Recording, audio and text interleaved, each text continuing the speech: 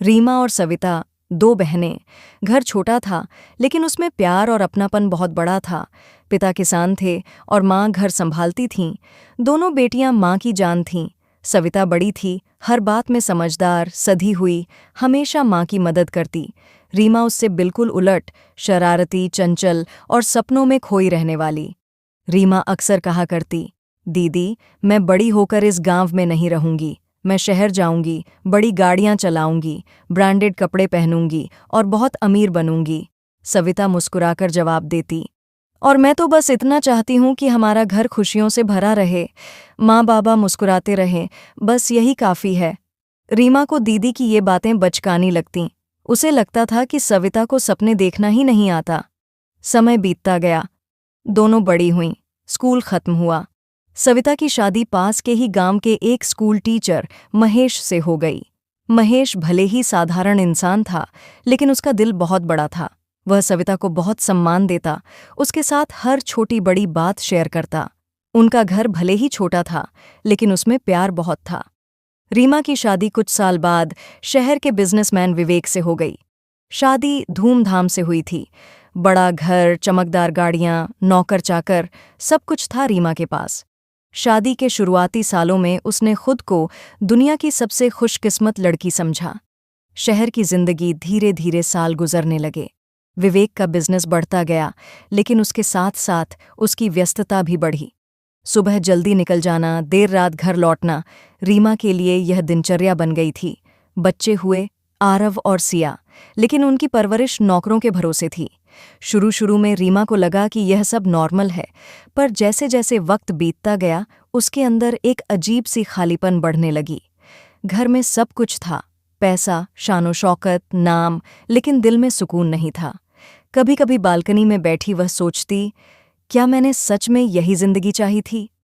उधर सविता का संसार, सविता का जीवन साधारण था, पर भरा हुआ था। सुबह महेश के साथ चाय, बच्चों के साथ स्कूल की बातें, शाम को घर की रौनक, सविता को हर पल में खुशी मिलती थी। वो अक्सर महेश से कहती, हमारे पास बहुत कुछ नहीं है, पर जितना है उसमें सुकून है। महेश मुस्कुराता और कहता, बस यही तो सबसे बड़ी दौलत है सविता। मुलाकात के सालों बाद एक दिन गांव में सविता के बेटे का जन्मदिन था। रीमा सालों बाद गांव आई।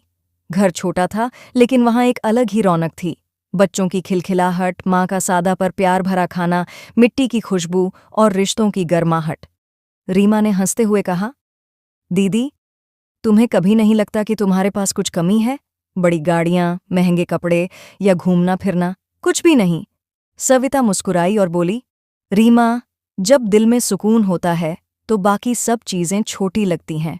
हम दोनों काम करते हैं, बच्चों के साथ वक्त बिताते हैं, हंसते हैं, यही मेरी असली अमीरी है।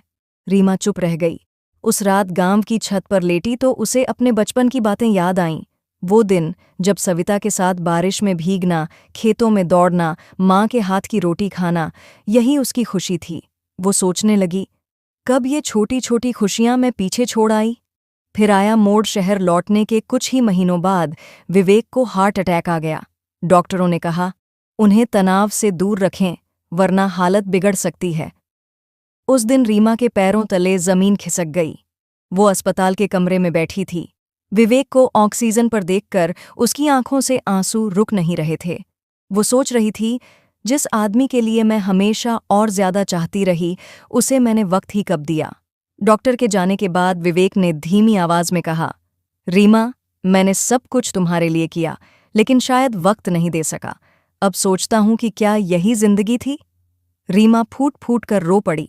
उसे सविता की बातें याद आईं, जब दिल में सुकून हो तभी जिंदगी खूबसूरत लगती है। नई शुरुआत। उस दिन के बाद रीमा ने सब कुछ बदलने का फैसला किया।